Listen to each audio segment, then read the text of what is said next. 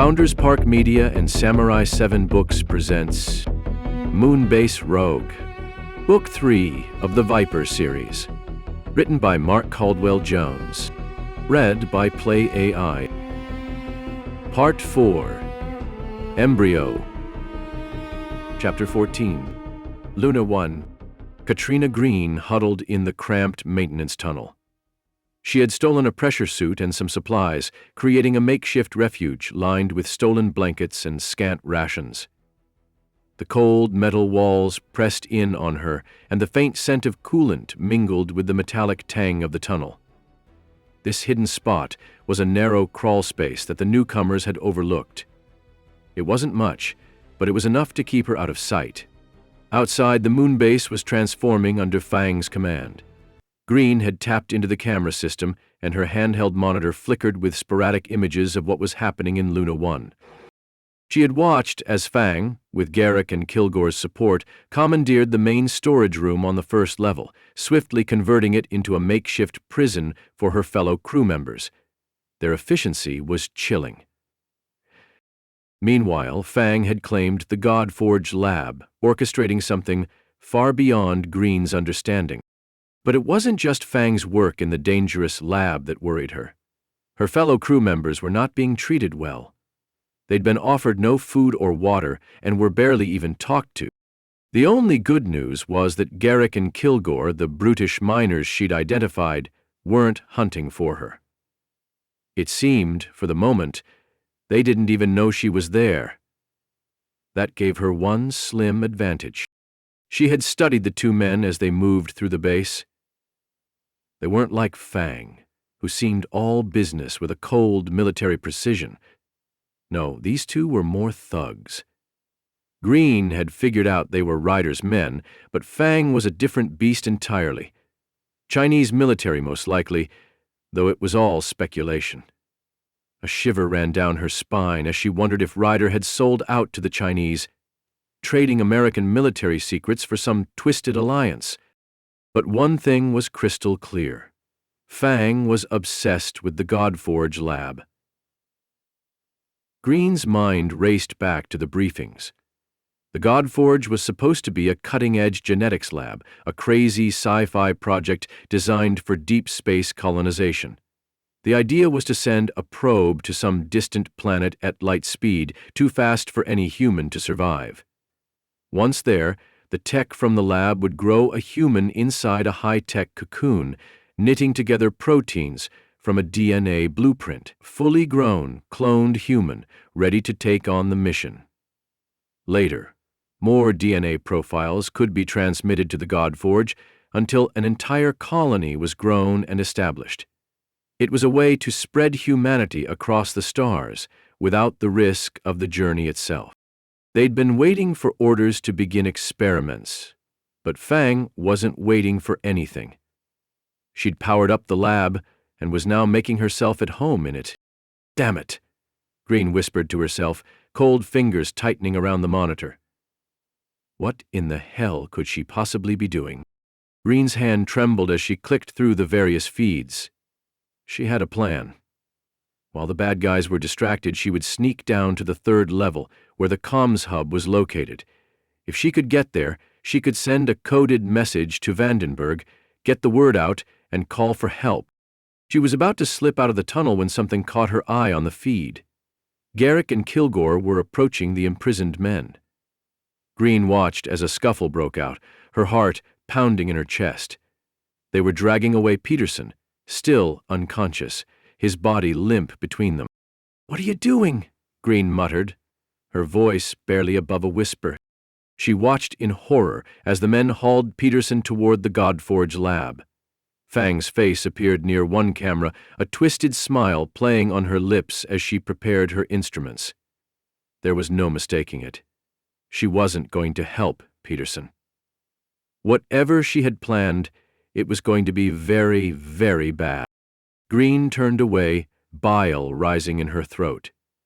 She couldn't just sit here. The only right thing to do was to get to that comms hub. Luna 1 needed help, and she was the only one who could send the call. Bracing herself, she slid out of the tunnel and into the shadows. every sense on high alert. Chapter 15. Hong Kong. Natalie Nicks kept one eye on the entrance to the Crimson Dragon mahjong parlor and considered her lunch choices. A wave of nausea passed through her as she laid the greasy laminated menu back on the table. Chu Wang Mok was a place for the most daring of gourmets, owned by an old man as brown and wrinkled as the dried mushrooms he used in his soup. His sign proclaimed him the last of the great Hong Kong snake butchers, and his diminutive but boisterous wife took orders, surrounded by teetering towers of wooden boxes, all slithering full of future main courses. After her gourmet fillet the previous night, snake soup seemed like a serious misstep. "I don't think the Tower Bar has any of these dishes on their menu," she lamented. "And they never will," Fatima said, shuddering. Nicks took a sip of hot tea to settle her stomach and eyed her partner. Fatima Nasrallah was dressed in a black Adidas tracksuit and bulky movie star sunglasses. 10 minutes prior, they had both done a spot check of their target location by walking the block, then grabbed a seat at one of the sidewalk tables. Here, they had tried their best to place an order for something without snake. That had been their first big challenge of the day. It had warmed up since their arrival a few hours earlier, and the fresh, humid air wafted over them, mixing the smell of cooking grease and exhaust fumes from the cars and motorcycles buzzing by outside. Mong Kok District, pulsating at the heart of Kowloon, was a dazzling microcosm of Hong Kong's vibrant urban life, and one of the most densely populated places on Earth. The sun was going down now, and the bustling street emphasized that point. The neighborhood was getting crowded. "Using this approach, it'll be a long stakeout," Nicks murmured, looking at her watch. "You mean snake out," Fatima joked, snorting her tea through her nose. Nicks had to laugh. It was almost absurd. Hunting for snakes while we sit in a snake restaurant. How perfectly appropriate. The snake in question was General Elmore Drummond's killer, who had stolen the DR Ultra biobank. Thankfully, almost all of DR Ultra's equipment carried tracking devices. Mouse, with his exceptional computer abilities, had successfully detected the biobank's signal at Czech Lapkok International Airport. Tracing the digital breadcrumbs further, he had identified potential pings throughout the city and narrowed their search to a building just across from the snake restaurant. While it wasn't a certainty, it was their best educated guess considering a single mahjong tile had been one clue found among Marisol Flores's personal effects. Unfortunately for Nicks and Fatima, the location data hadn't led them to the glamorous part of Hong Kong, and the specific building they zeroed in on didn't look like anything associated with biological science. It was an old mahjong parlor tucked into a row of dilapidated structures on a seedy street. The parlor looked closed, and there was very little foot traffic in front of it. On the nearby corner, a vendor sold drinks, and across the street from him, another man was renting high-tech electric scooters with fat tires, designed to handle the poor road conditions. The rest of the neighborhood was overrun with little bodegas selling cigarettes, snacks, electronics, an area avoided by those with good sense because it was controlled by a triad protection racket. The table at Shuang Mok had given them the best views of the street and allowed them to surveil the building without drawing attention to themselves. Now, as the sun went down and the neon lights came on, the restaurant was attracting a few more customers. "I'm already tired of waiting. Let's see what we can see around back," Nicks said, dropping some money on the table. She stood up and stepped out into the street. Fatima gathered her black sniper drag bag and headed in the opposite direction.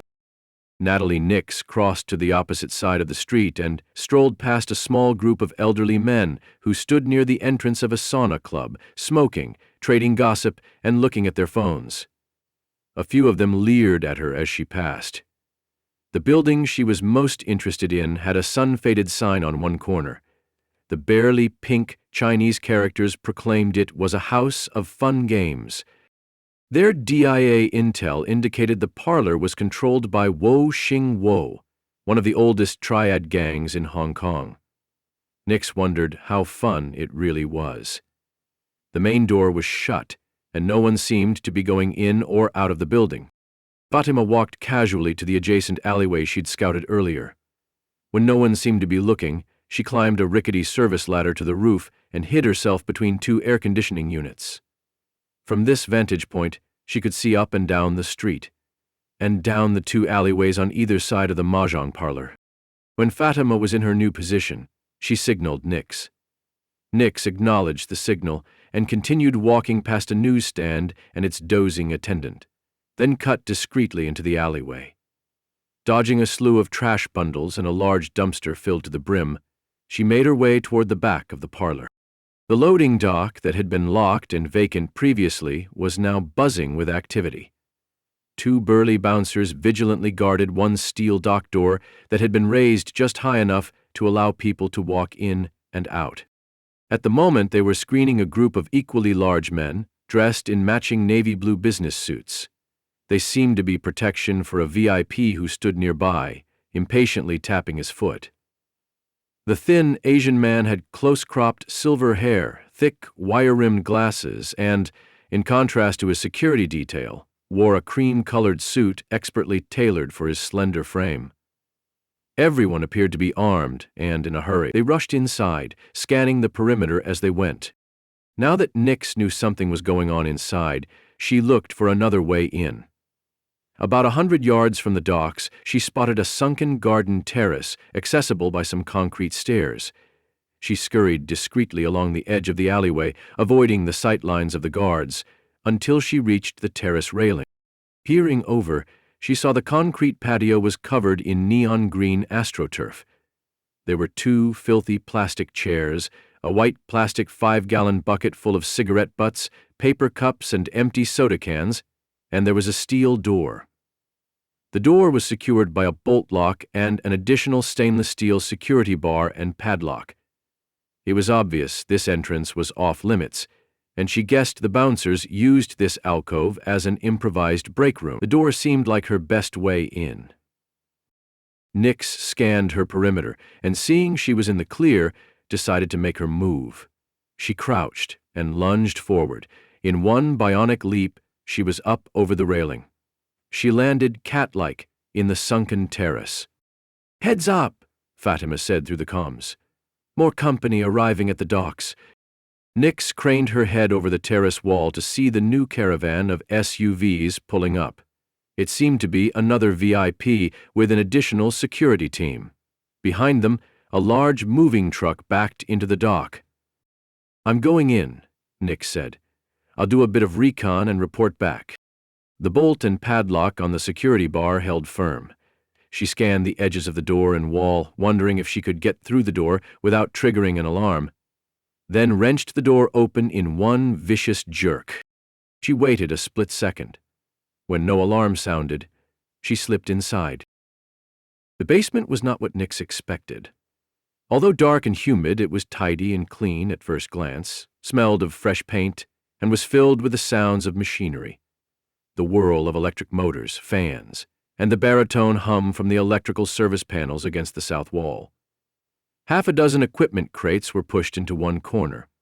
On the opposite wall, Nicks found two large computer servers intermittently flashing blue, yellow, red, and green lights. A tangled nest of fiber optic cables rose from the servers, snaked across the ceiling, and disappeared into plastic conduit. In the northwest corner, there were two large stainless steel liquid nitrogen canisters and a set of stairs leading to the ground floor. Nicks was surprised but also relieved by what she saw. Perhaps there was a gambling den in the building, but this equipment proved something much more sophisticated was hidden here, something requiring ample electricity and more computer power than any traditional mahjong house needed. Certainly enough for clandestine communications. Convinced this was the right building, she found a set of stairs near the back of the room and ascended to the next level, then scurried down a dim hallway. Here, she found a large room full of gamblers, 4 to a table, pushing ivory-colored tiles, spangled with colorful flowers and numbers. Nicks scanned the room for a path to the wide hallway beyond. There didn't seem to be a way across without walking right through the chaos of the gamblers. Perhaps they were so busy They would ignore her. As she scanned the room one final time, she noticed something very strange about the men closest to her. They were methodically repeating the same movements every few seconds, as if their behavior had been recorded and played on a loop. Nicks realized then that it was all a trick created by some kind of high-resolution projection. She peered around the room until she found the source. A bank of video projectors was mounted on a long, retractable arm hanging just above the aluminum lattice full of dingy ceiling tiles. Speakers in the corner projected fake crowd noise. It was all an expert illusion mimicking the boisterous sounds of a mahjong gambling hall. Anyone sneaking a peek through the street-level windows would see a busy tournament in progress. In reality, the only real person on this floor was Nicks. Impressed but frustrated by the trick, she walked through the wall of illusion. The raucous, smoke-filled room gave way to the pristine white tile of a laboratory, the floors clean enough to eat on. Nicks jogged along the empty corridor. This floor had several rooms, but most of the ones she passed were unused. Up ahead, she heard the shuffle and squeak of boots on tile and the conversation of several gruff-sounding men. Nicks ducked into the nearest office, gently closed the door, and waited for the men to pass her by. This office was being used, but its owner was gone. The desk lamp and computer were off. There were several lab coats on hooks on the wall, along with a few skull caps with floral patterns. On a table next to the coats, she saw boxes of surgical booties and disposable face masks. When the group of men passed, she got on her knees, crawled back to the door, cracked it ever so slightly, and watched. Two of the men were pushing a large egg-shaped machine down the hall, strapped to a large padded dolly. A third was directing them and talking on a handheld radio. The wheels of the dolly clacked over the tiled floor as they continued to bicker about how to properly load the equipment. "We have to get these lab techs to move their asses," the supervisor said. "The boss wants this place completely cleared within the hour. The pods are the priority," the tallest man added. "Let's get them out first." Clearing out? Within the hour? Nicks wondered what the hurry was. Did they know their location was compromised? If so, how? When the men rounded the corner and continued on toward the loading dock, she radioed Fatima. "Do you have eyes on the loading dock?" Nicks asked. "Yes. Still watching. They're packing up and clearing out." "Roger that. 2 more trucks just pulled up. They're not wasting time." Nicks stood up, scanned the desk for potential information. There were a few loose papers, mainly scientific reports, graphs, and charts. She tapped a key on the computer, but it was password protected. Flux could hack it, but she didn't think that was a good use of time. There were more important things going on in the building, and she still needed to find the stolen biobank and the woman who had taken it. She grabbed the lab coat, skullcap, mask, and booties, got dressed, and slipped back out the door. Chapter 16. Eventually, Nicks made her way up some stairs and around a corner into the shadowy wing of a mezzanine that overlooked what seemed to be a laboratory, an expansive floor of white marble full of medical equipment. Soft fluorescent lights bathed the sleek surfaces in an ethereal glow. The sterile scent of disinfectant lingered in the air, mingling with the faint hint of other chemicals used in the room. While a few technicians in baby blue lab coats and face masks scurried here and there, most of the lab was automated. Robotic arms twisted and twirled, sampling liquids with pipettes. They moved along tracks and spun on flexible joints, then squirted their samples, one droplet at a time, into test tubes organized in plastic trays that moved along conveyors. Finally, they were transferred in batches to centrifuges that whirled to life, spinning down their samples. She couldn't help but be aware of the room's atmosphere, laden with tension. The entire lab seemed to be in a rush to finish some kind of important project. Nicks heard Fatima open her channel. "I'm in a new position. Everyone on the loading dock is suddenly busy packing moving trucks. Also, there is a new security detail getting ready to enter the building. Several Escalades just pulled up." Run the plates if possible, Nicks whispered. Roger that, Fatima said. Nicks adjusted her position to get a better view of the main desk. A man who appeared to be the lab's supervisor stood in the center of the lab, peering up at an enormous computer monitor that was processing data. He alternated from standing to sitting, while he directed other technicians through a microphone that snaked up from his computer. The stolen DR Ultra Biobank lay open within a stainless steel isolation booth a few yards away. It was plugged into a nearby computer terminal via a long blue cable. A smaller device had been taken out of the side of the case and placed within the translucent box covered in wires. Nicks assumed it was the tracker, and the box was a desktop Faraday cage to prevent the tracker from working. So they had found the main bug. If the biobank left this facility, they wouldn't be able to find it again. Also, the way the biobank was open made it reasonable to assume whatever biologicals were inside had already been sampled by the technicians. Nicks was torn between her desire to act and understand what was happening. Logic dictated she needed more information. She really had no idea why Marisol had stolen the samples or what the hell was going on here in this lab, other than they were in a serious hurry to complete their task and they had gone to a lot of trouble to hide their activity in a very sketchy neighborhood. The last sequencing is almost complete, the supervisor announced. Let's run that last data set through the global alignment algorithm for the embossing procedure.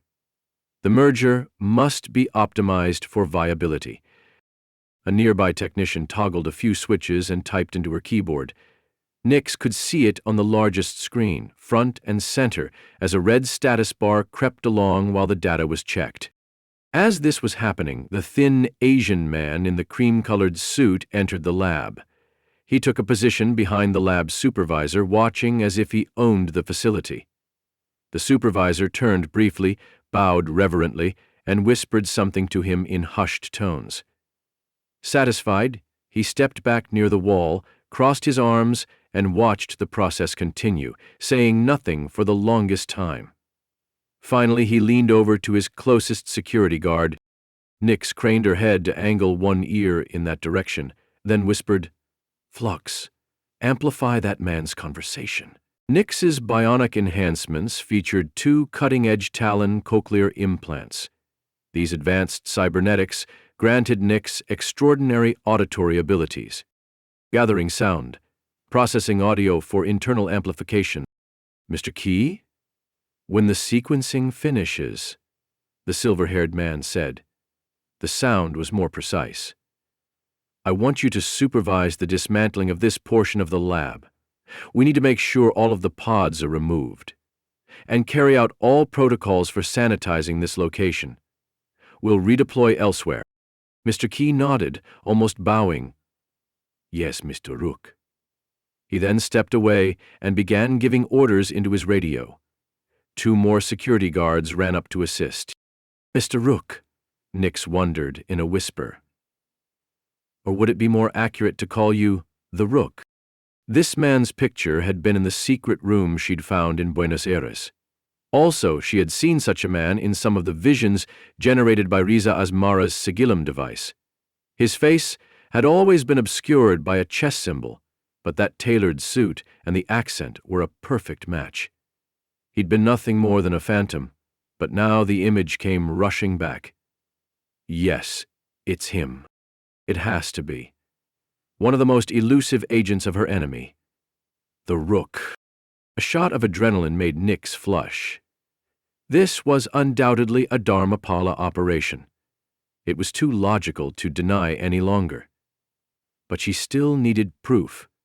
Otherwise, Pembroke and those above him would never accept her assessment of the threat. An unknown voice spoke over the room's speakers, firm and authoritative, ominous. A sliver of familiarity prickled her deeper memories. She knew that voice. However, the connection was so bad that every few phrases were garbled and lost amid interfering static. Encrypt the new sequence before you transfer the data. The courier isn't on site yet, the Rook responded. She is. Arriving now. The transmission dropped off. Feedback blared in the speakers. Then the voice returned. Wipe all local files when the transfer is validated and complete. A courier arriving now? Fatima had warned Nicks about more visitors entering the building. Was this person here to collect the lab results? Or take the biobank? Since the Rook and his guards seemed preoccupied with their new orders, Nicks crouched lower and scrambled over to the darkest corner of the mezzanine. From there, she vaulted over the railing, trying her best to land with cat-like feet in the far corner of the lab.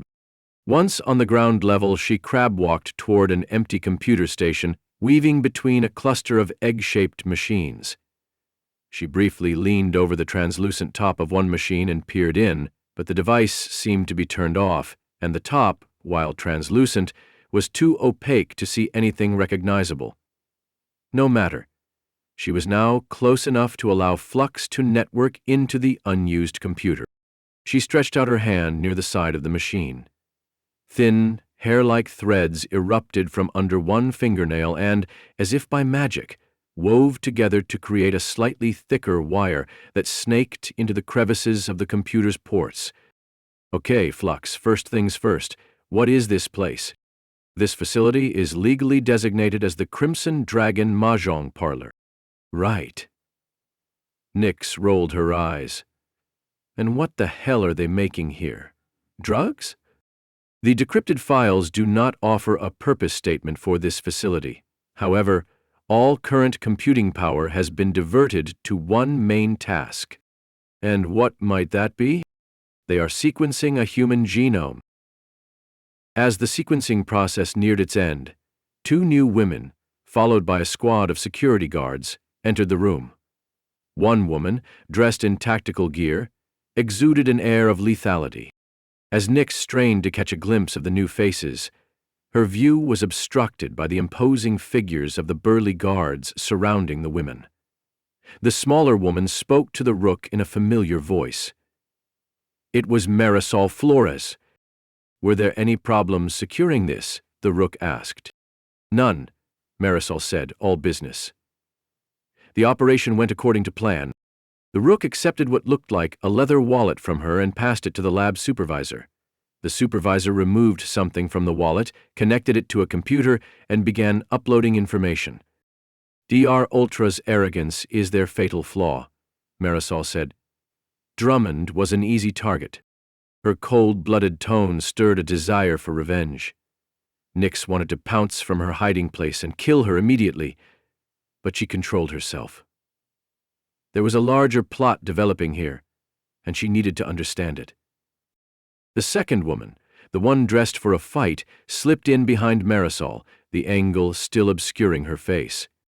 Miss Flores, you've served the Dharmapala well, the Rook said. Your expertise, your loyalty. Remarkable.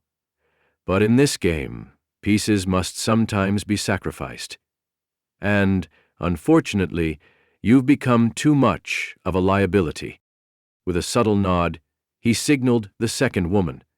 In one swift, terrifying motion, the woman stepped forward and grabbed Marisol's head, her hands moving with a precision that belied their deadly intent. There was a sharp twist, a grotesque snap, and Marisol slumped to the floor, a lifeless heap.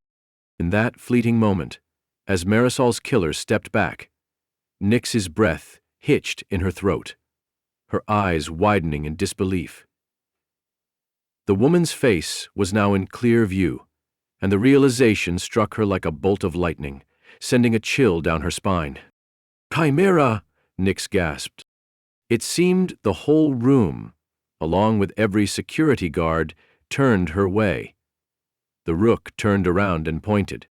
Nicks cursed herself for giving her position away.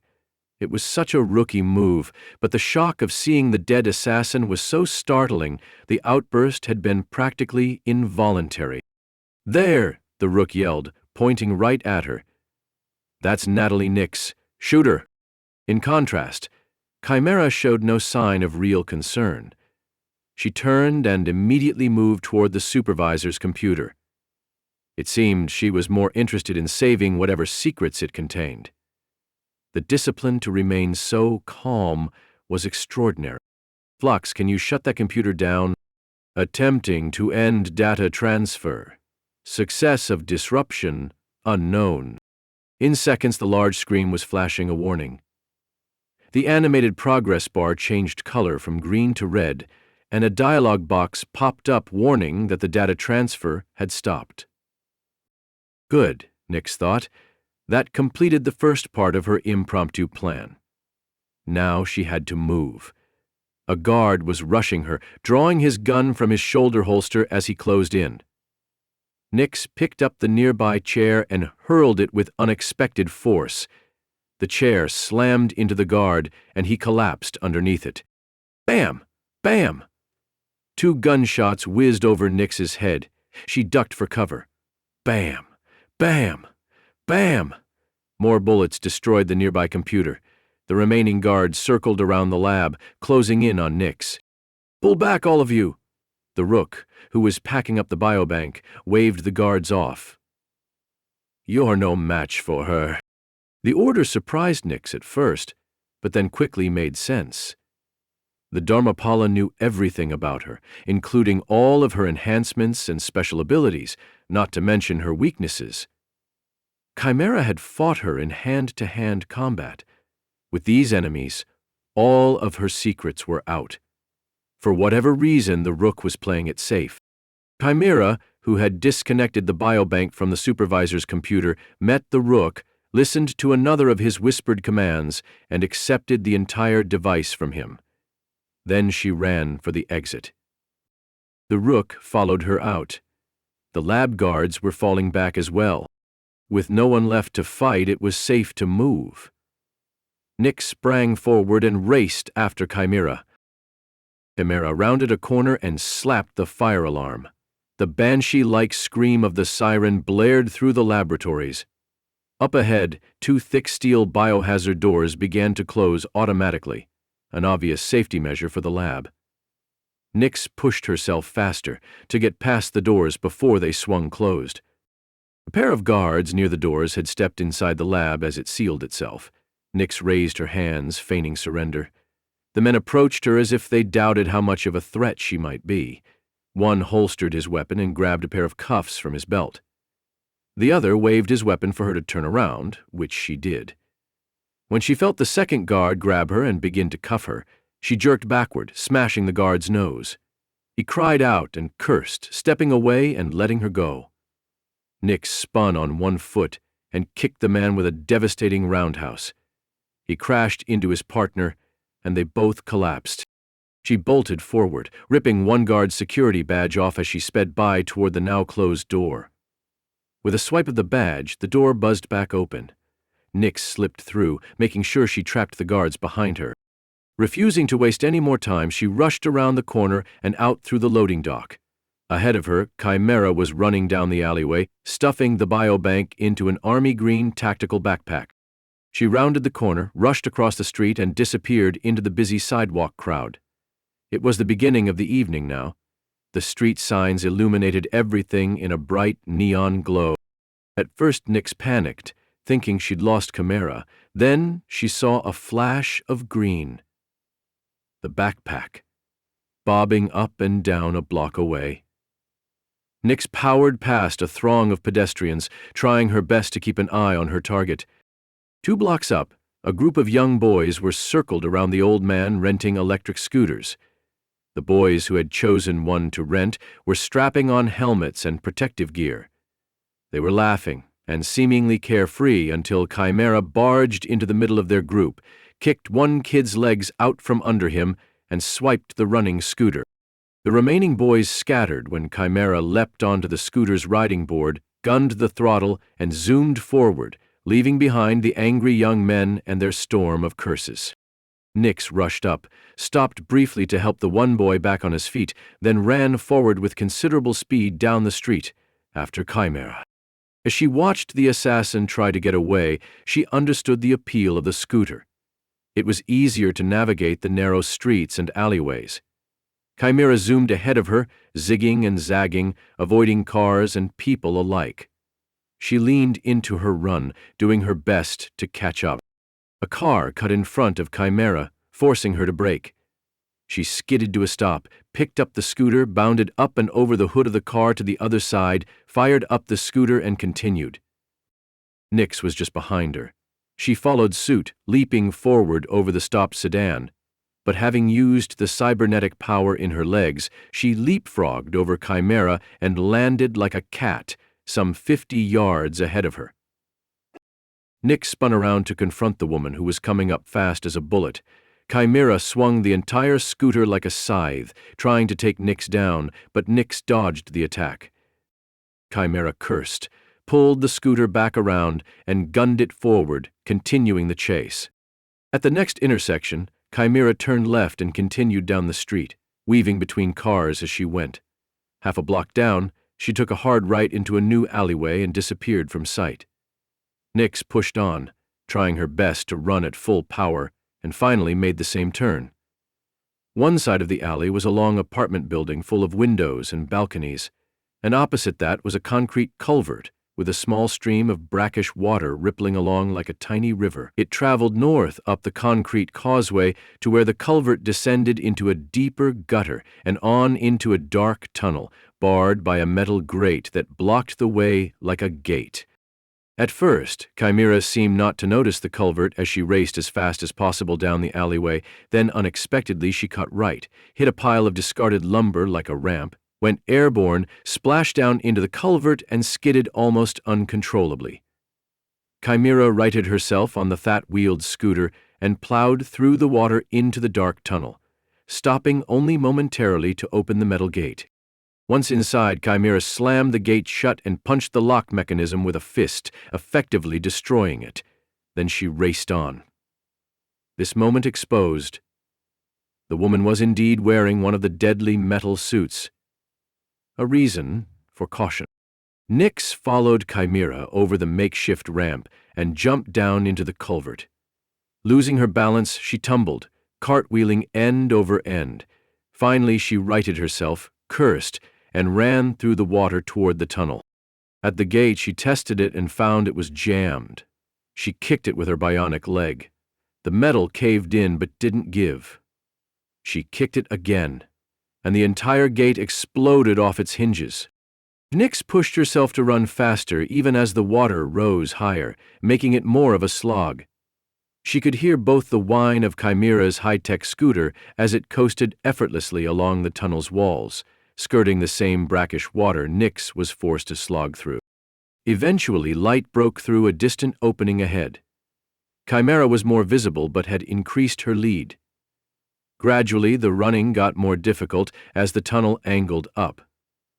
Nicks pushed herself up the incline and finally out through another gated entrance into what appeared to be a parking garage. Chimera was gone. Nicks radioed Fatima using her partner's codename. "Cartwheel, where are you? I chased Chimera into a parking garage but lost her. I see you. Everyone in the neighborhood sees you." While 99% of her mind was focused on Chimera, the other 1% worried about drawing attention to the operation.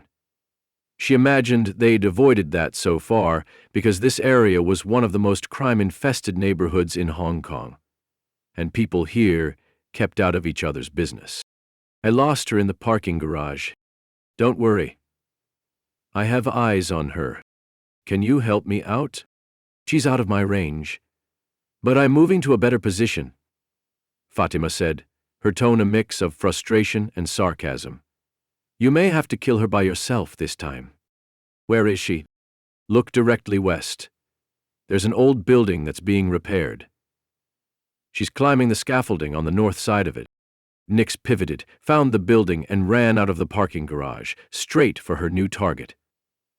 Large apartment buildings loomed on either side.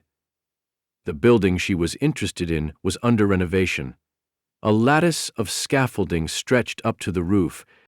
As she closed in, she exploded off the ground, arced through the air, and finally landed on the scaffolding several levels below the woman.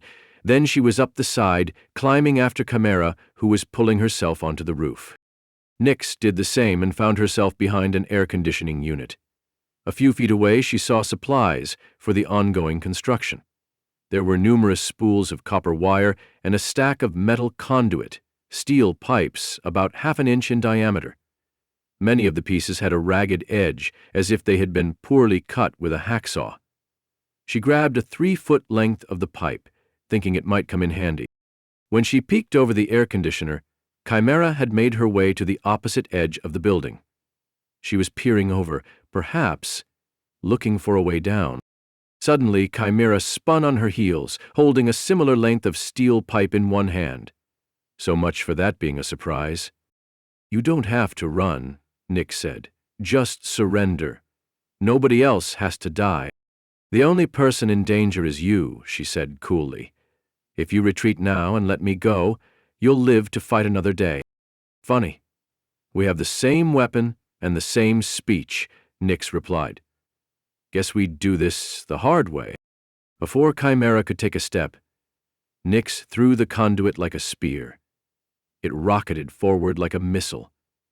Chimera juked right, faster than Nicks thought possible.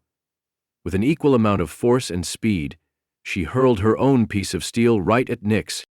Nicks dove for cover a few seconds too late, and the conduit came in like a lightning bolt, striking Nicks in the leg and slashing a 6-inch cut in her left calf muscle. Her strange purple blood soaked her pants leg. Nicks kicked the improvised spear away and cursed herself for being too slow. Now another steel pipe was coming her way. Nicks rolled to the right, and thankfully, quick enough this time, dodged it. Unfortunately, her foe was seconds behind it. Chimera barreled into Nicks, grabbed her 2 arms in a vice grip, and tackled her down onto the tar paper roof. A brutal current of electricity surged through Chimera's metal suit. Nicks curled over, ravaged by uncontrollable convulsions, while Chimera continued to electrocute her. "Stay down or I'll put you down for good," Chimera seethed. She cut the power, pushed Nicks away, got back on her feet, and spoke into her radio. "I need extraction at the corner of Argyle and Hong Lok." Nicks did her best to rally, forcing herself to crawl after the woman.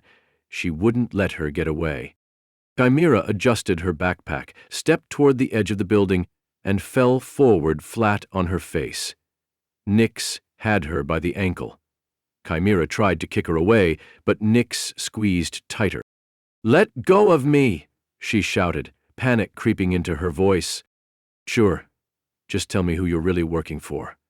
Nicks growled. "Why did you steal the biobank? Why did you kill Drummond? And where is that gene data going?" Chimera grimaced at the pain in her ankle, then blasted Nicks with another surge of electricity, forcing her to let go. "That's enough of that shit," Nicks yelled. Chimera rolled to her side, then leapt up and moved back toward the edge of the roof. "Stop, Valentina!" Nicks yelled, hoping the use of the woman's alias might startle her. "I'm not Valentina," she yelled back, "and I'm not stopping." Despite the pain, Nicks stood up, balancing another piece of pipe in one hand. She cocked her arm back like a javelin thrower and threw the conduit as hard and fast as she could. The pipe swished through the air like a missile and hit Chimera right above one shoulder blade. She fell forward with a scream. A metal spear had impaled her shoulder with such force she couldn't stop herself from falling forward onto the edge of the building. Nicks raced up. A pool of blood was rapidly forming under the woman. Her eyes were dimming. "Don't die on me yet. Not until you answer my questions," she demanded. "Where is Riza Asmara?" The woman looked at her with confusion. "Who?" "You know her as Starfire, the Demon Queen, whatever the hell you people are calling that crazy bitch these days." "Where is she?" Chimera coughed and blood sprayed from her mouth. "If you won't give her up, at least tell me how you survived Buenos Aires." Chimera looked even more confused. "I've never been to Buenos Aires. You're a damn good liar, but it won't work. I fought you there only a few days ago." Chimera coughed, and this time there was more blood. "No, it didn't happen." Frustrated, Nicks changed her line of questioning. What was the Rook doing with that DNA? "Why did you run?" I had one mission, she said, her voice now hollow and raspy. Make sure you took the bait. What do you mean, bait? Chimera arched her back as a final wave of life pulsed through her. She exhaled and said, I was a decoy. With those words, she went limp, as if all life had drained from her body. Decoy? Nicks yelled, shaking the woman. What the hell does that mean? A cold realization shot through her, and she grabbed the backpack. Not even bothering to use the zippers, she ripped it open, then did the same to the biobank. The case was empty. She had been played. She stood up and walked away from Chimera, and when she made it a few paces, she screamed in frustration. What the hell is going on? Fatima radioed. Do you still have eyes on anyone from the lab? Nicks asked. They were gone seconds after you took off. Did you get the biobank? Nicks didn't respond. She was still processing the deception. How could she be so stupid? There was a tremendous boom, and Nicks looked behind her reflexively. The lab had exploded, and the bright light of the fireball lit up the night. The sound of metal scraping against the roof echoed behind her. Turning back, she saw Chimera laboriously removing the conduit and propping herself on the edge of the building. Before Nicks could react and grab her, Chimera pushed off the roof and fell backward, plunging into the void below. Nicks ran to the edge just in time to see the woman hit an enormous pile of trash near the edge of the alleyway. She crashed into the black plastic bags and lay there limp. It didn't seem she'd be going any further. A nearby van reversed down the alley to her location. Tires screeched to a halt, the back doors of the van swung open, and two burly men jumped out. They picked up Chimera as if she were another bag of trash and threw her into the back of the van. Seconds later, the van pulled away. Nicks looked down at her leg, checked her vitals with flux. Normally she could take the risk, use her bionics to go after the van, end this once and for all. But she was spent, barely able to stand. Flux, run system stats.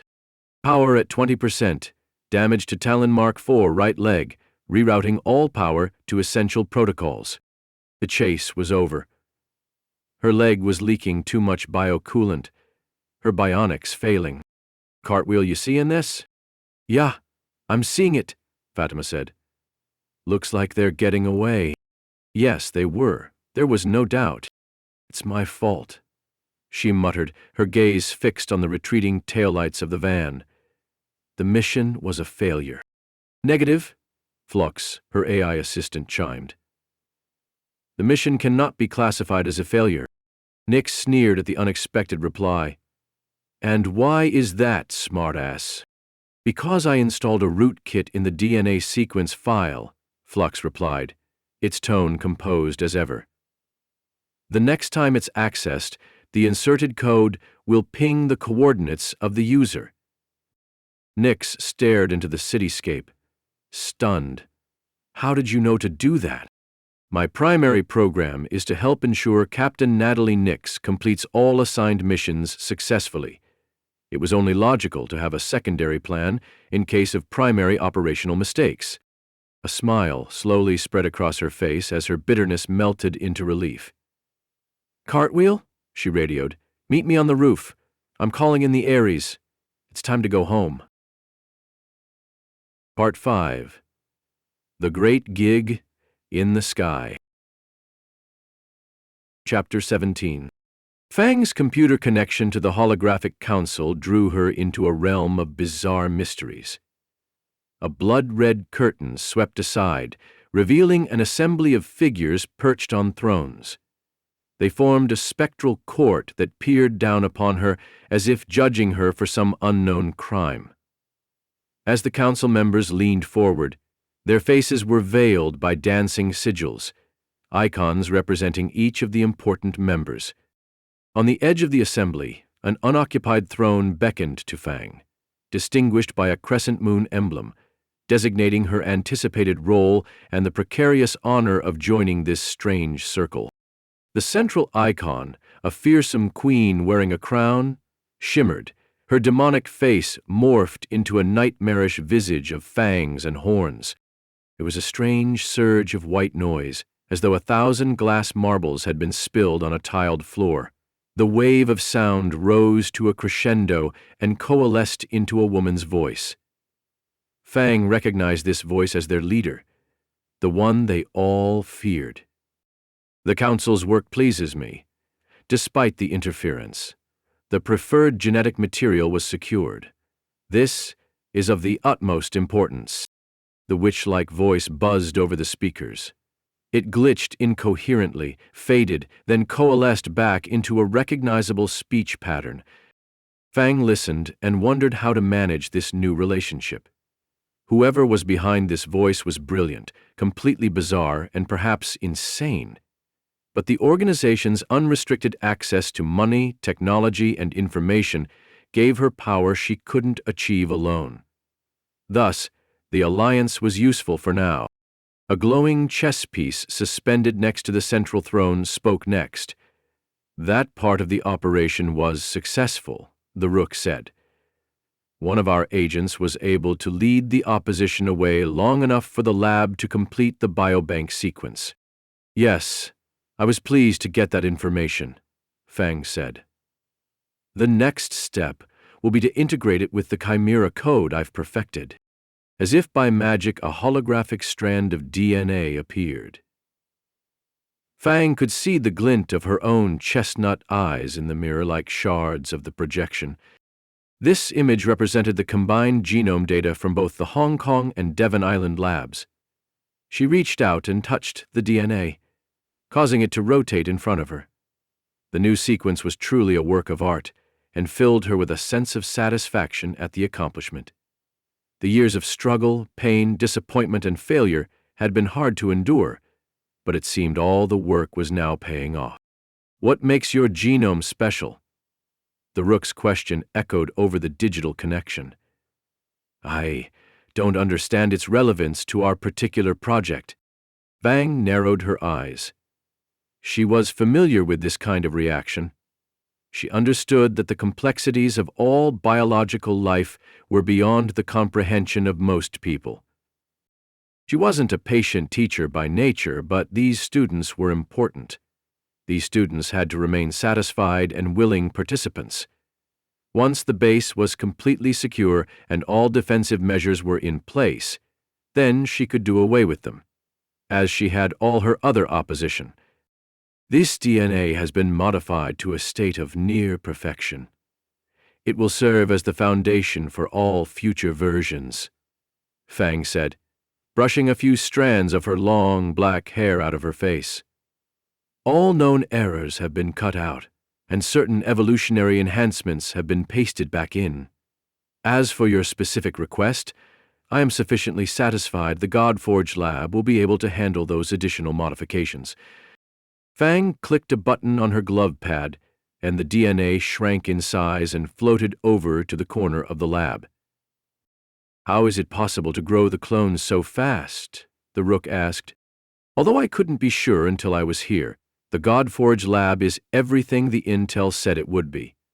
The technology is far beyond anything we have on Earth, and most importantly, it works, and works marvelously well. You simply enter the genome data, and the mechanisms quite literally print the proteins, quite literally knitting together a human life.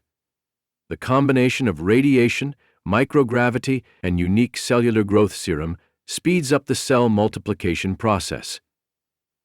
The rest of the system is controlled by an advanced algorithm that harnesses all of these advantages and manages the replication and growth of each new embryo. And what about mutations? None. I consider such errors unacceptable. Fang scoffed. Dr. Fang, we are meeting with you because of our unfamiliarity with your technology, the Rook said.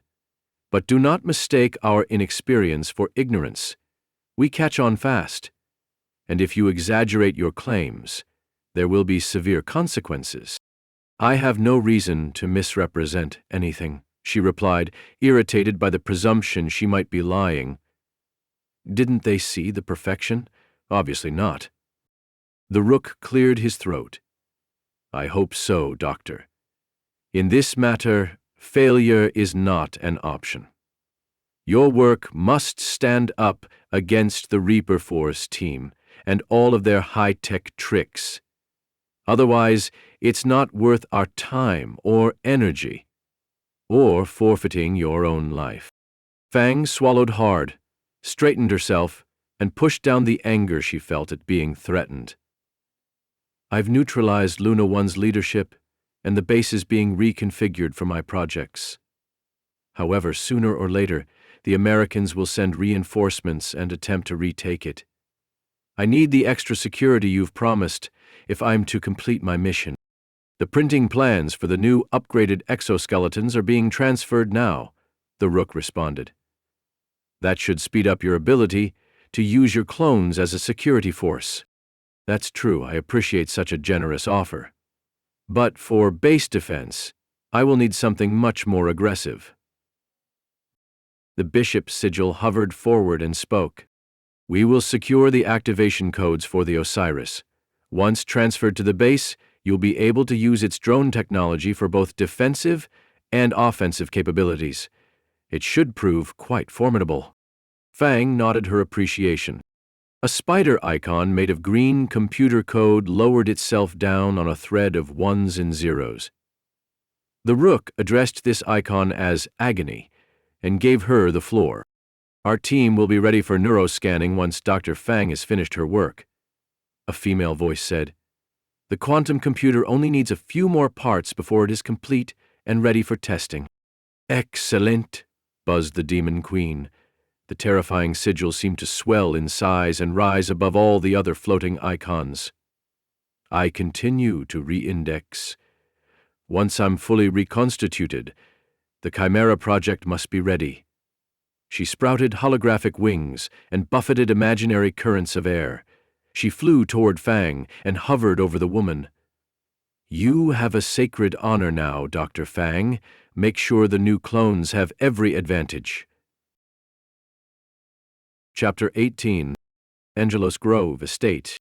A dark cloud hung over Natalie Nicks as she sat on the padded examination table. Since an early age, Nicks had been a competitive athlete.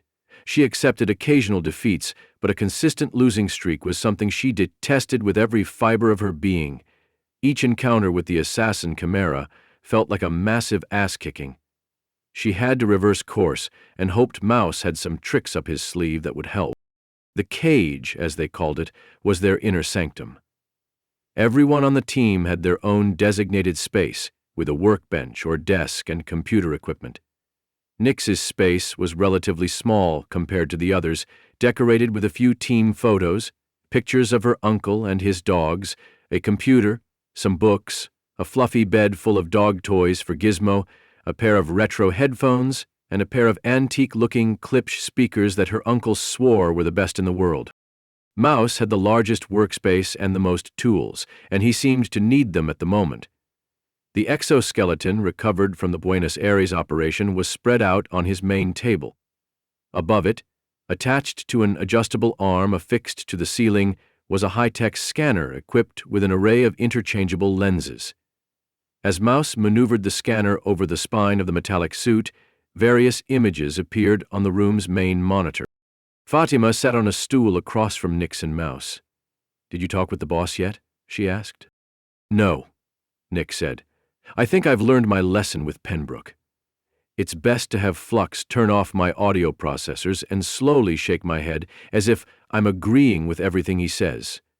Then it's a pretty painless procedure." Fatima laughed, which made Nix laugh, but the jovial spirit evaporated when Mouse asked for details about Hong Kong. Nix sighed heavily, raking a hand through her hair as she relayed the disheartening details. "What do you mean a decoy?" Mouse asked.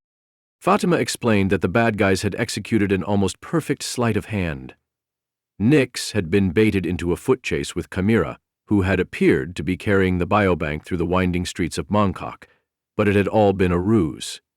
Meanwhile, the Rook and his cadre of operatives had slipped away with all the stolen DR Ultra tech. It was a decoy strategy, so simple and yet so effective. I can't believe I fell for that, she muttered, rubbing her temples. She appreciated the craftiness of it, even as the bitter taste lingered in her mouth.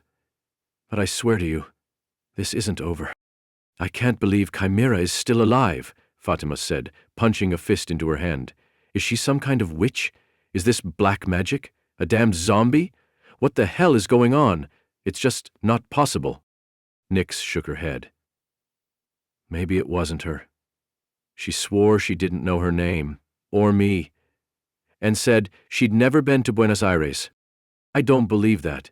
It seems like another trick, Fatima said. I know. But she sounded so damn sincere and confused. So much so, I wondered if she was drugged up or suffering from brain damage. She just didn't sound all there, if you know what I mean. Mouse quirked an eyebrow. Got any idea whose DNA they were sequencing? Not sure, Nicks replied. But my money's on it being Riza Asmara. But why? Fatima jumped in. I wish I knew, Nicks admitted, shrugging her shoulders. Pembroke wanted the biobank data to convince Natalie that Riza Asmara was genuinely dead, Fatima said. Maybe the Dharmapala is asking similar questions. Maybe Riza is alive, but she's incapacitated or critically injured from our confrontation with her in Japan, Mouse speculated. Could they need the data for medical reasons? Nicks tilted her head, considering this.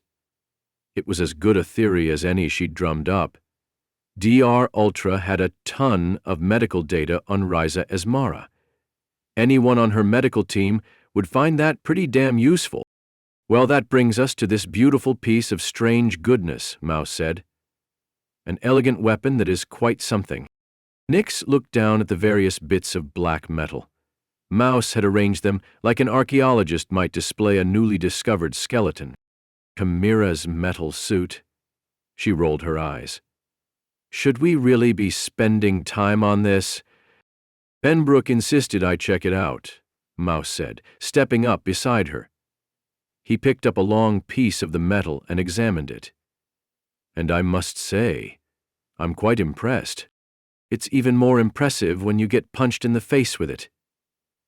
Nicks couldn't suppress her impulse to rub her chin. The memory of her beating was, unfortunately, still quite fresh. Fatima leaned over the table. What the hell makes it tick? Spoon-feed it to us. It's no doubt a military-grade battlesuit designed to enhance the wearer, Mouse said. Some kind of new lightweight alloy, tempered like a samurai sword, almost flexible as skin, but tough as a sledgehammer. To that I will attest, Nicks said, shaking her head. The entire suit was hidden in her bracelets, popped out like a damn switchblade. Its design is ingenious. A game-changer for sure, Mouse said. He pointed out several sections of the suit and traced his finger up the length of one especially wide part to what Nicks remembered being the collar of the device. This piece is worn on the back and seems to function as the spine. All of the most important electronics are embedded in this section. This top bracket holds the suit against the user's neck.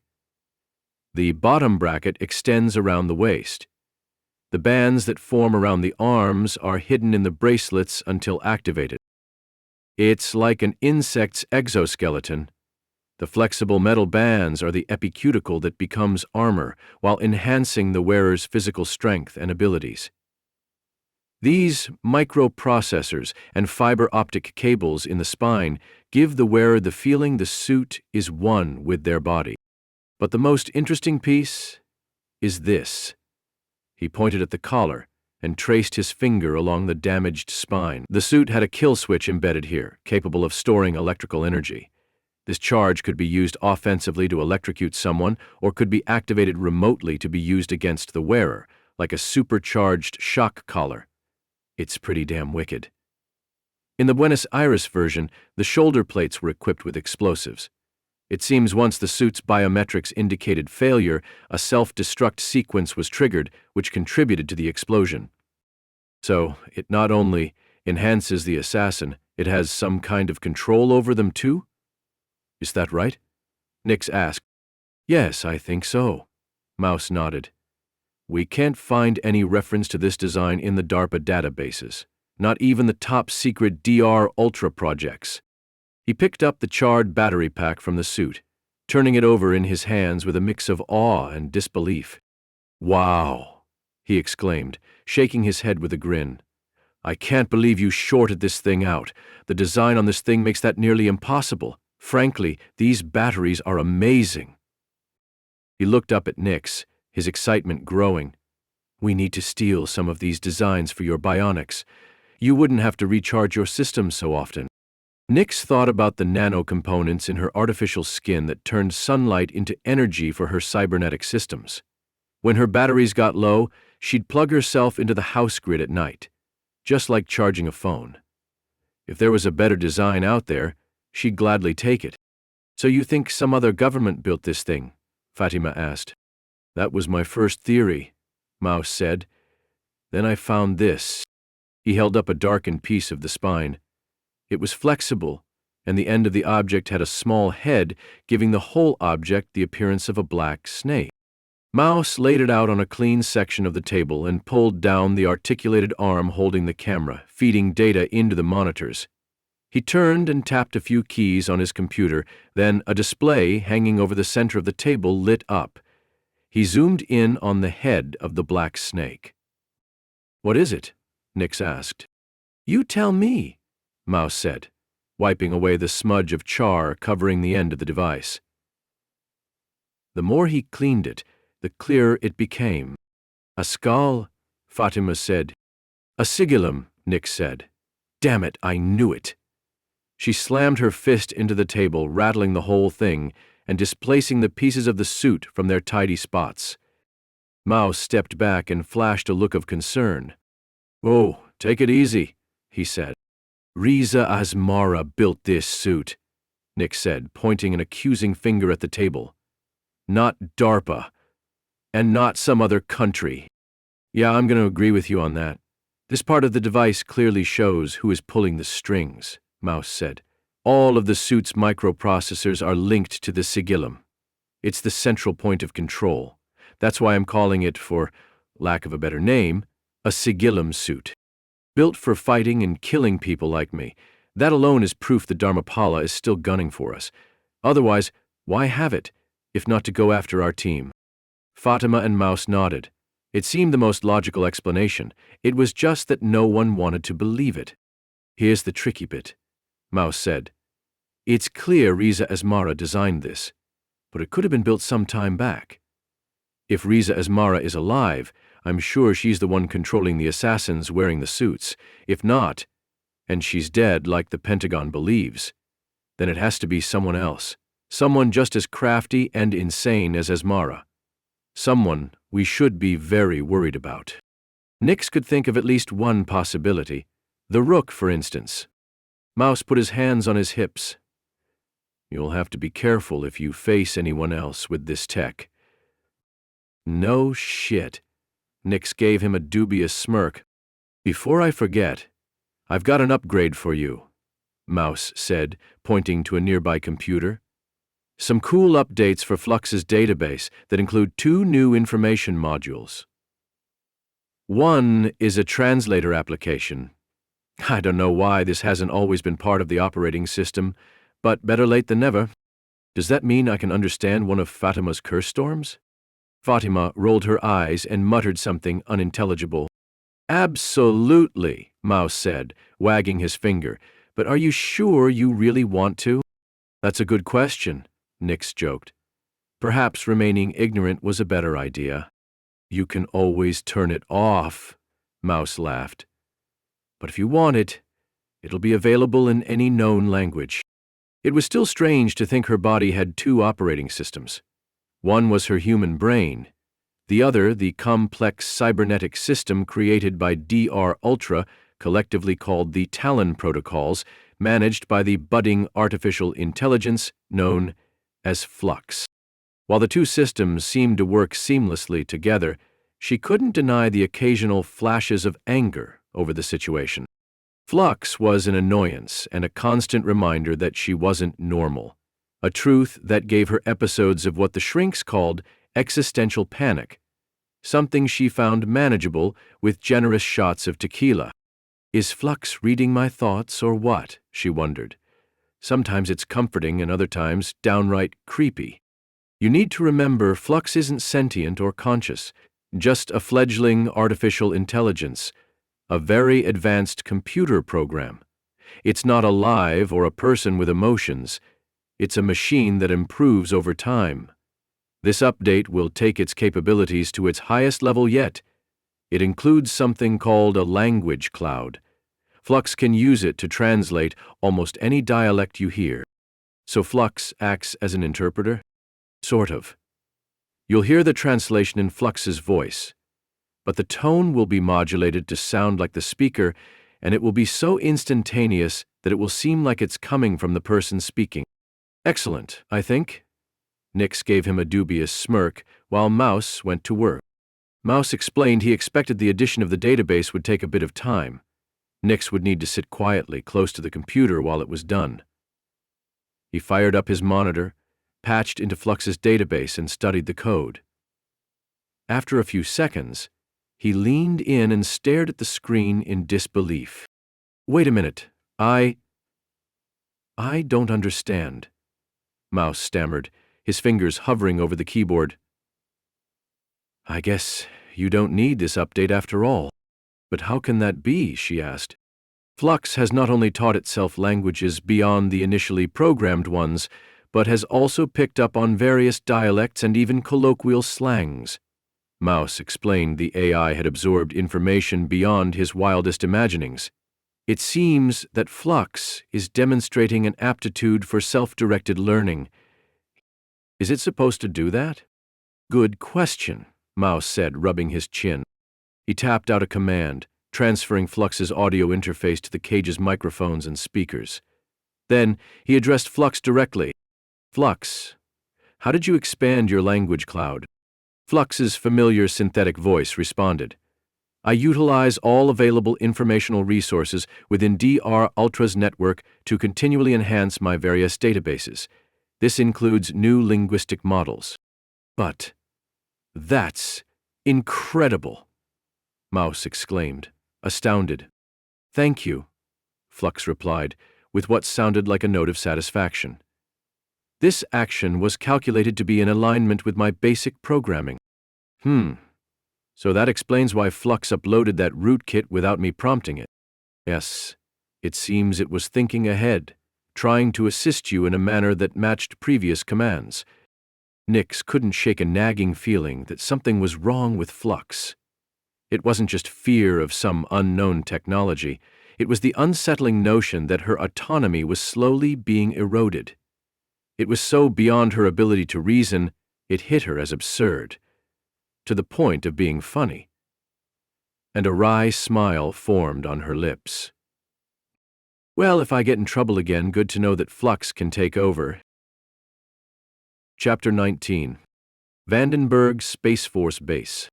Inside a cavernous structure at Vandenberg Space Force Base, nestled on the central coast of California between Lompoc and Santa Maria, Sergeant Margaret Quinn was engaged in an extraordinary swim. The base's expansive grounds housed a facility that featured a pool of massive proportions. This was the Neutral Buoyancy Laboratory, a specialized training ground for astronaut candidates. Reaching a depth of 40 feet and filled with enough water to rival several Olympic-sized swimming pools, the pool simulated the weightlessness of space, enabling trainees to prepare for their extraterrestrial expeditions. However, the wonder of this pool lay not merely in its size, but also in what it contained. Hidden beneath the azure surface floated an accurate replica of the Persephone spaceplane. Dressed in a weighted spacesuit, Quinn maneuvered underwater in the pool, practicing maintenance routines she might need to perform some 50 miles above the Earth. The punk rock notes of one of her favorite songs streamed through the speakers in her suit. Rebel girl, you are the queen of my world. Not far from her, Space Force Captain Maria Gates's image appeared on the helmet's inner screen. Gates's piercing blue eyes watched Quinn intently, as the artificial backdrop of the Persephone replica loomed. Is the music this good in space? Quinn asked, trying to ease her own tension. Thought some bikini kill might calm you down a bit, Maria said. You're doing great for a newbie. Quinn forced a smile. She hadn't anticipated how much anxiety the exercise would cause her. I shaved my head for this shit, she joked, noticing her mouth was unusually dry. And it's sexy as hell, Maria said, now smiling at her. But you still have to breathe. Maria Gates had short brown hair, blue eyes, and a bony, apple-cheeked face with a cinnamon-colored tan of someone who spent a lot of time at the beach, which she did. When Quinn first met her, she noticed the woman smelled of honeysuckle. But all of that charm did nothing to ease the growing anxiety Quinn felt inside the training pool. As she spider-walked down the side of the spaceship, the helmet's visor glitched, the music was scrambled, and it bothered her. Was something wrong with the gear? She started sweating profusely, and she was aware of her own body odor despite the filtered air. A locker room smell she hadn't experienced for years, reminiscent of her tough assignments with the SAS. My adrenaline must be spiking. Some part of me thinks going to the moon is a terrible idea. Going up in a spaceplane with no training is the only terrible idea, Maria countered. Don't worry, you'll get the hang of it. Now, move over to the first panel and use your automatic wrench to unlock it. Suddenly, the helmet's visor glitched again, and the internal speakers blasted a mixture of buzzing feedback and something that sounded like an electronic witch cackling. Confused, Quinn tried to react to the noise, but her vision blurred and she was overcome by a wave of nausea. Was this a panic attack? She turned restlessly in the water, her eyes darting around as if looking for a potential escape. Then her oxygen hose snapped away and a furious string of bubbles erupted, clouding the surrounding water. God damn it, Maria yelled over the comms. Abort, abort. Pull Sergeant Quinn out, now. Quinn raised her arm, encased in the bulky white spacesuit toward her face, clawing at her neck in an instinctive search for oxygen. She looked up toward the pool's surface, kicking desperately, but the suit's weight hindered her swimming. She reached for the light dancing on the surface. I can't catch my bloody breath, she wheezed. Spots danced before her eyes. Hold on, Maggie, Maria urged. We're bringing you up.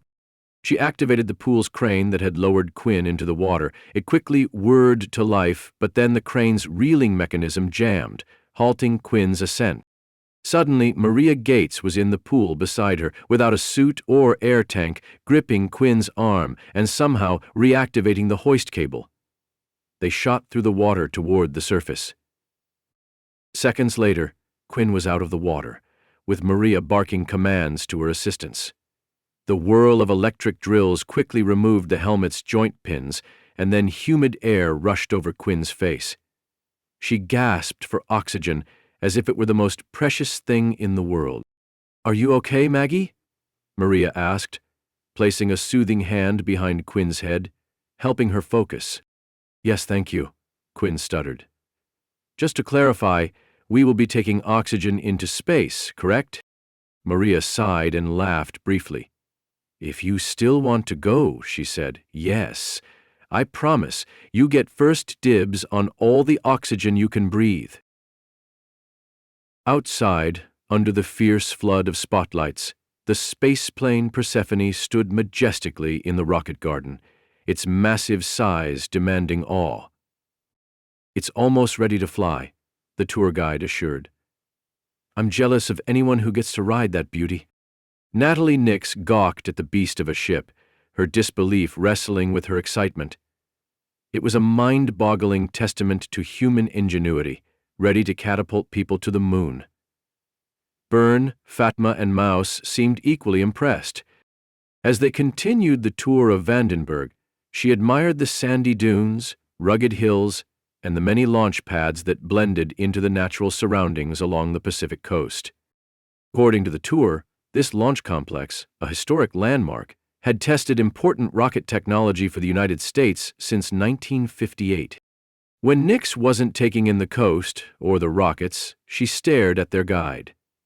The moment she'd laid eyes on Colonel James Rollins, an unexpected jolt shot through her. Rollins was a smooth-talking astronaut with a touch of southern charm. His tanned face bore alligator green eyes that seemed to hold a glimmer of mischief. Those eyes sliced through the space between them, sparking an odd sense of familiarity.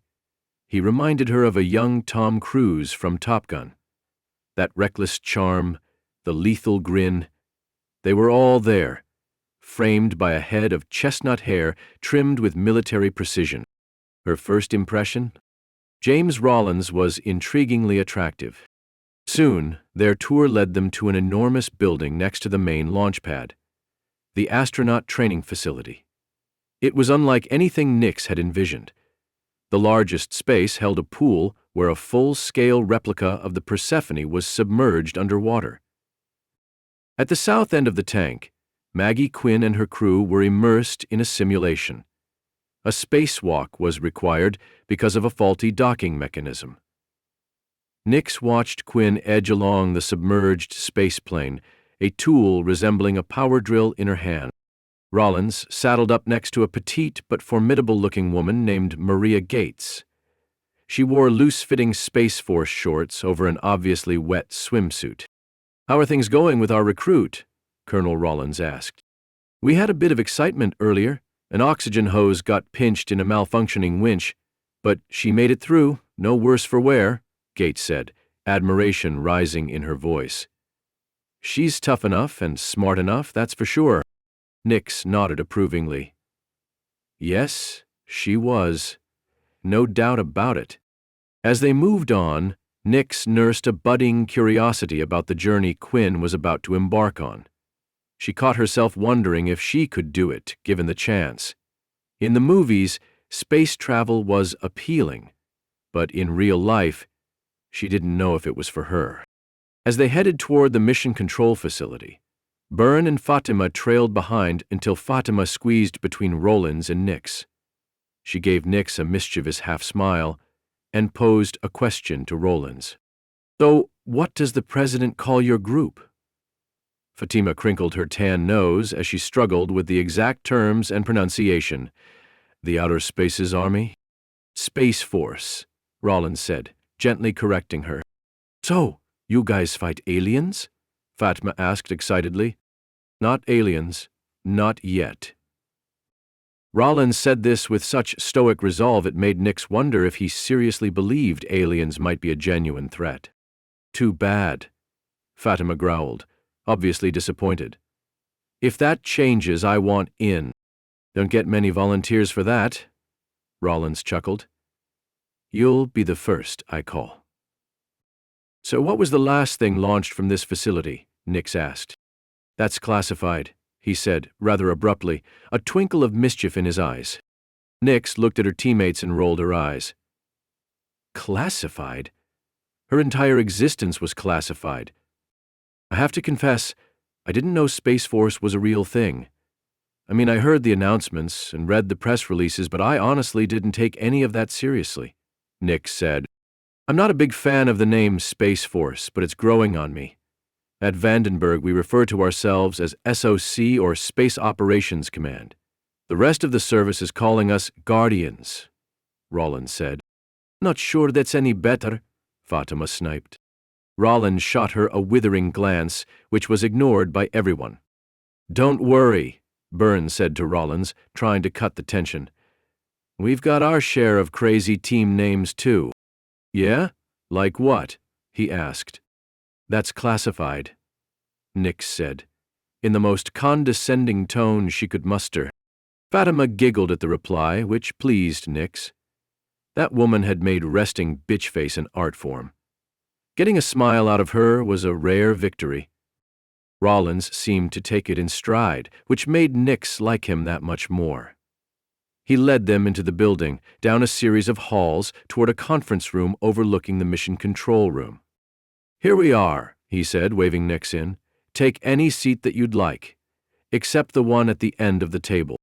"Such manners," Nicks snarked, then slipped past him. "A gentleman always gets the door," Rollins said, winking one eye. "Sparks. Damn him. Sparks." Rollins had ushered them into a mostly glass conference room, which smelled of coffee, sports deodorant, and a hint of furniture polish. Nicks appreciated the comfort of a chair and the chill of the AC after the lengthy tour.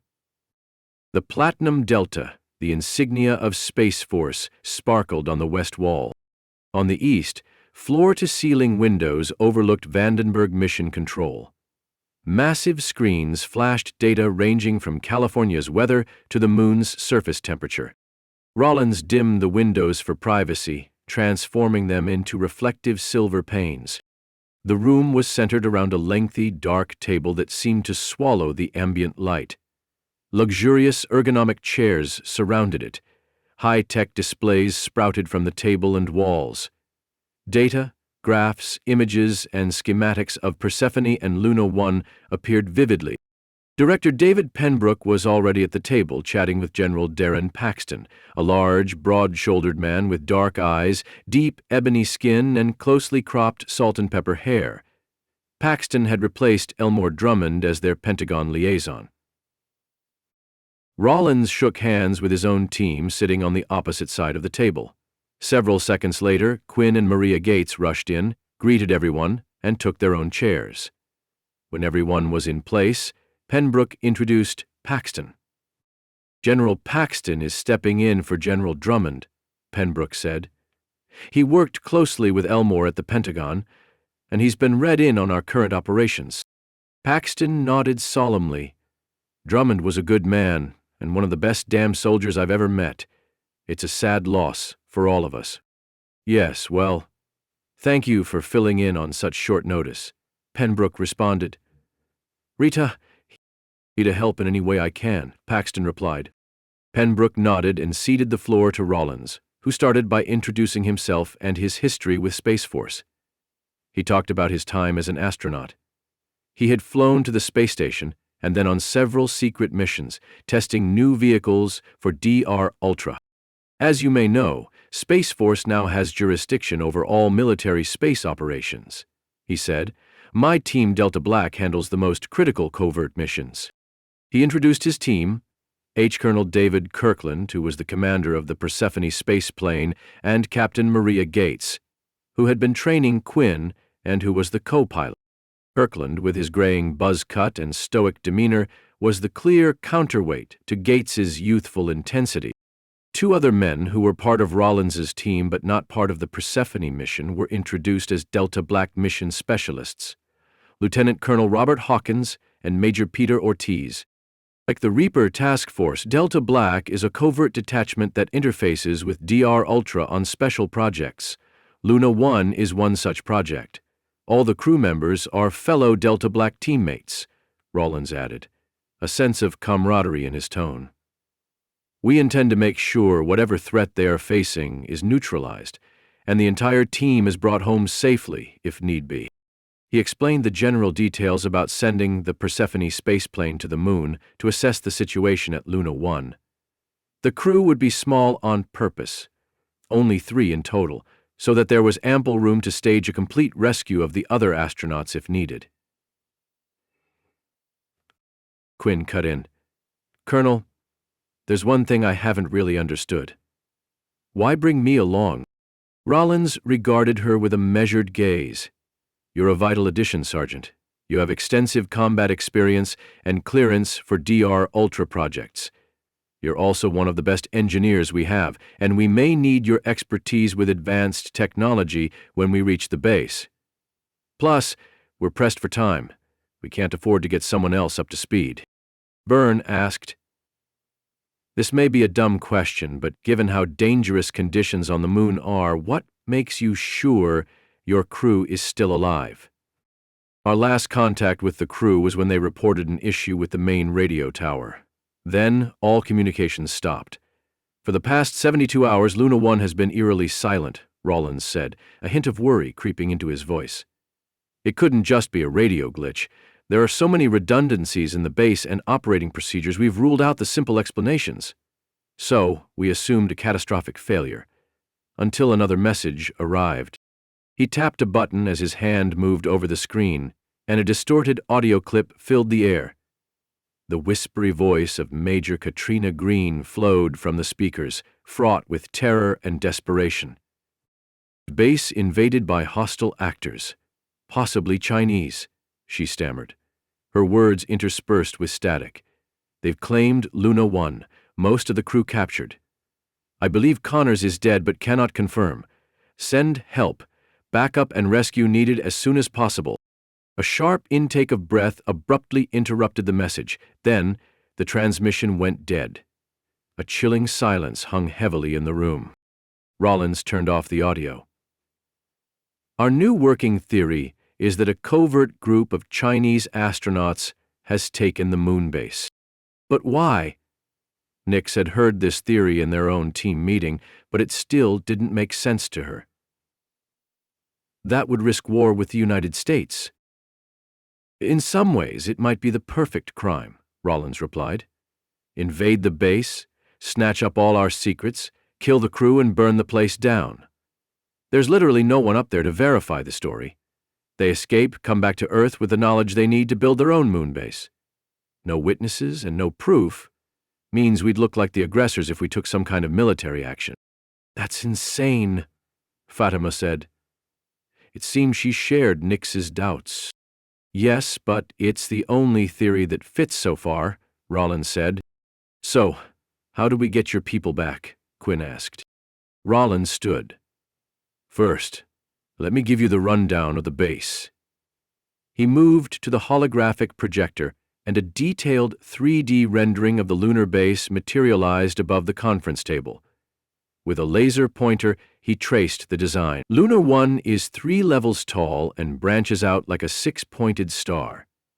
To the north, the base abuts an enormous crater, chosen because it is a source of exotic minerals and precious water sources. The Godforge lab sits here, followed by the greenhouse and medbay modules, the mess hall at the star's heart, and the 4 outward-bound modules are crew quarters. Command operations sit southmost, within a tower overseeing the lunar landscape. A communication hub sits on the lowest level. He glanced at Byrne. It was designed so you could see trouble coming from miles away. Byrne, arms folded, just grunted. This thing's a fortress, Rollins. No argument from me about that, Rollins replied. The landscape in front of the base has a protective berm wall encircling the whole thing. The lunar lander's launch pad is to the east, and the fuel cell generators are to the west. He then pointed to a location a few clicks from Luna 1. This location is where Martin Ryder and Astroventures have established a secret lunar mining outpost. They've been quietly perfecting off-world mining technology, keeping it off the radar. They're mining exotic minerals used in advanced tech, and they shoot it into orbit using something called a railgun. That's positioned right here, he said, tracing a line on the map to a spot near the outpost. All of these installations have been built, so they are hidden from view. Fatima leaned over the image of the Moonbase and the surrounding terrain. Approaching the base covertly seems nearly impossible given the circumstances, she said. True, but the bad guys did it. Surely we can too, Quinn argued. I think we can. Rollins nodded. Here's the current plan, he said, his southern charm replaced with an edge that was pure determination. We're going to sneak Persephone into orbit, then we will fast drop in near the fuel cell array. The team will approach the southern airlock covertly, hack into the system, and use our copy of the operating network to initiate a full system lockdown, effectively shutting down any controls the enemy may have commandeered. Finally, we will move in, neutralize the enemy, and rescue our people. It won't be easy. It's the moon, and we're dealing with a bunch of unknowns, but we are determined to save everyone and get them home alive. Simple as that? Fatima wondered. There's not one piece of this that's simple. That's why you guys are here. The room buzzed with a mix of apprehension and determination. Rollins' plan was direct and undeniably risky, but it was the kind of mission the Reaper Force team was built for. At that moment, Nicks heard Flux. She was immediately annoyed by the invasive nature of the interruption. Excuse me, Natalie. Dr. Park wishes to talk with you. Shall I open a radio channel? Nicks signaled Byrne she had a call, got up from the table, excused herself, and stepped out into the hallway. Mouse came online. Hey, Nat, sorry to bug, but you said to call as soon as I got this information. I'm kinda in the middle of something right now. What is it? Flux's rootkit pinged me from the biobank's new location, Mouse said. I'm sending you an encrypted text with the details right now. Also, there is a video.